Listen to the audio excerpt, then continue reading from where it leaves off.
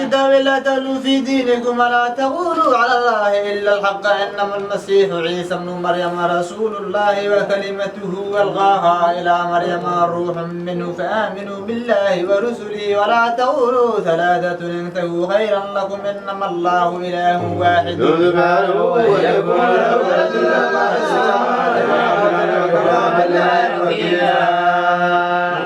لن يستنكف المسيح أن يكون عبدا لله ولا الملائكة المقربون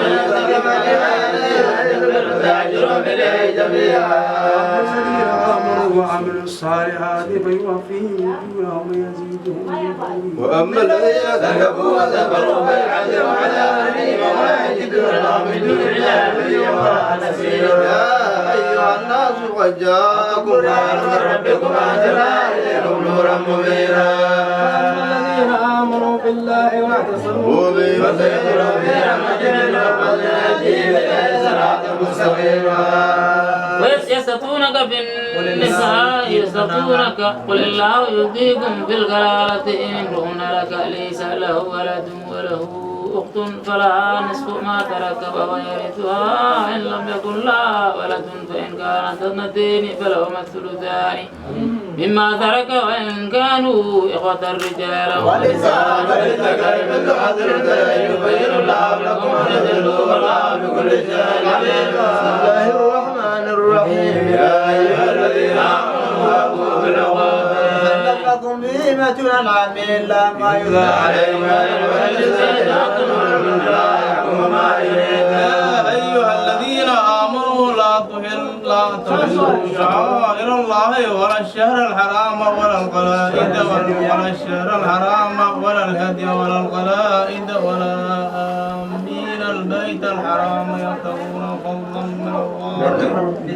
فضلا من ربهم ورضوانا وإذا حللتم فاصطادوا ولا يجرمنكم شنآن قوم إن صدوكم أن تعتدوا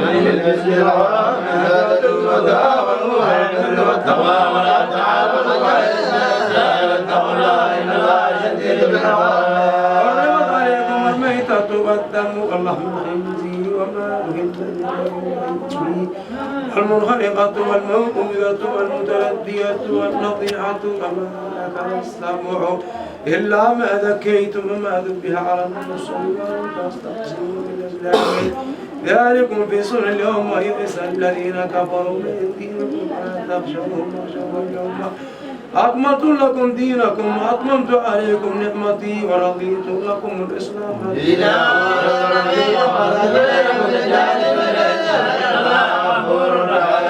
يسألونك ماذا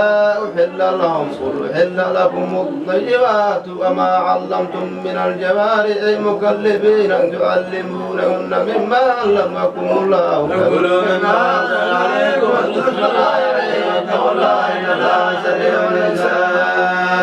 وأحل لكم الطيبات وطعام الذين أوتوا الكتاب حل لكم وطعامكم حل لهم والمحصنات من المؤمنات والمحصنات من الذين أوتوا الكتاب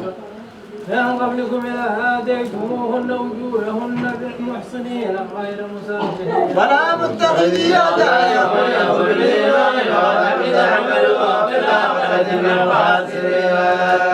أيها الذين آمنوا إذا قمتم إلى الصلاة فاغسلوا وجوهكم وأيديكم إلى المرافق وامسحوا برؤوسكم وأرجلكم إلى الكعبين وإن كنتم جنبا فاطهروا وإن كنتم مرضى أو على سفر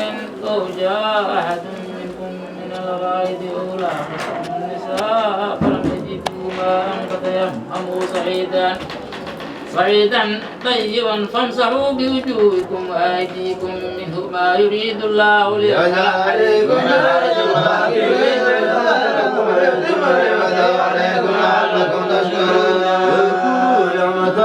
عليكم وميثاقه الذي بعثكم به